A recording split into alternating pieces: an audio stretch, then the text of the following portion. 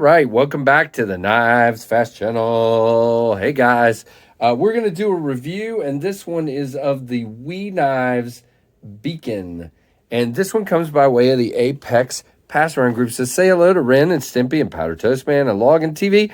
Let's get started, guys. If you're not subscribed, check out the Knives Fast channel. This is the Beacon in gray titanium, silver bead blasted, CPM 20 CV.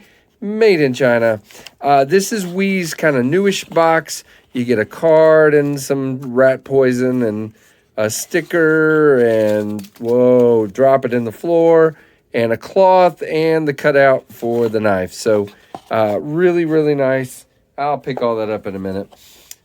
So yeah, this is the Beacon. Now, you guys are probably, you've seen a lot of this. I've talked about it on a couple of live streams. By the time you're watching this, I will have done my Subjugator review, and I will have done the comparison between the Subjugator and the Beacon. So you've already seen it several times, but this is its own dedicated review. Now, I will say, if you've seen the Subjugator, you've almost seen the Beacon, but it is different. Now, so we won't go into as much detail. Like, the clip is pretty much the same. It is tip up, left and right. It is a typical clip, and you do kind of get shredded a little bit in and out of the pocket right there. It's not terrible, but it's not great. The retention is good, decent clip, doesn't feel funny in the hand. As a matter of fact, just like I said before with the Subjugator, these are great in the hand. The jimping is perfect for me. The grip is perfect. You can kind of come up here if you want to, but I don't do that. I'm staying back here on this one. There's just not a ton of room before you hit that blade. It's more of a sharpening choil. Great gray titanium, nice chamfered edges, awesome finger wells here, and then you get this really, really cool feel from this titanium. It's good and grippy. It feels good. I don't know what they did, but it feels awesome. You do have an over travel stop. Really well done. Now up here, you have a fuller on the blade. You have this nice looking stonewash blade. Yeah, you can't kind of pick it up real great, are we? You get the fuller. There is no billboarding on this knife. Really great thin slicey blade. I think if I remember, we'll go over the specs in a minute, but I think it's 0.13 of an inch this way. Very, very cool. Man, I just dig this high flat grind. Is beautiful. Now, as far as function, as far as action, for me, this fuller is perfect for middle finger flicking. This is not a super dropper, but shake it shut. Oh yeah, it's just, whoops, you got to get it past the detent. But then it just wants to go home. It does really well with that. As far as the flipper, typical flipper tab. You got great jimping here. Grab it, and it's going now. I was pushing on the lock bar a little bit there, so let's not do that. There we go. It is not going to fail. This is not a knife that is going to fail on that. It is so well done. Love it very much. Centering, I would call that dead on. Let's look. Yep. Lock bar, lockup, about a 50%. Lock bar access, no problem for me at all. Again, I said this on the Civivi I did recently. It's not like super easy. It does go, it's going over fine. It's just a little on the stiff side, and that will work in, I think. But it's not bad. Action is just, I love this knife. I would have the Subjugator over it.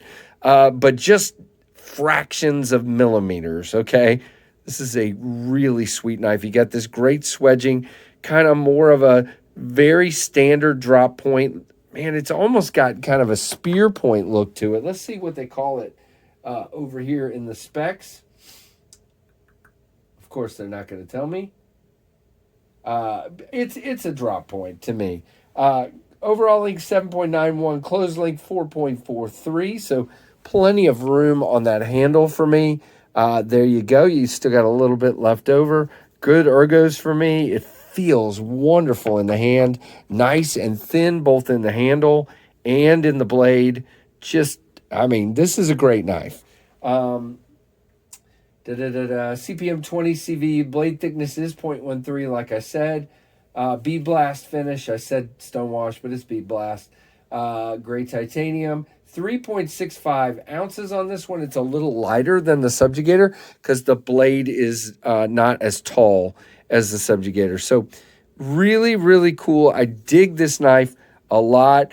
Now, this one is available currently at White Mountain Knives, and it is running $199, and then you get 10% off with the code KnivesFAST at checkout.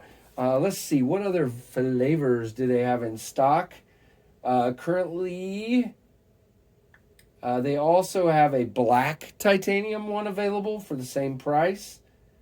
They have, the only other one is a Damas steel one with the black titanium handle, and that one is $569.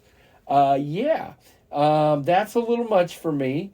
They do not have the blue one in stock, which is sad, sad, sad. But they have the blue, the gray and the black. And I dig the gray. I think I would probably get the black titanium if I can't get the blue. But that's just me. I'm just a weirdo. But man, what a great knife. And it is a cutter.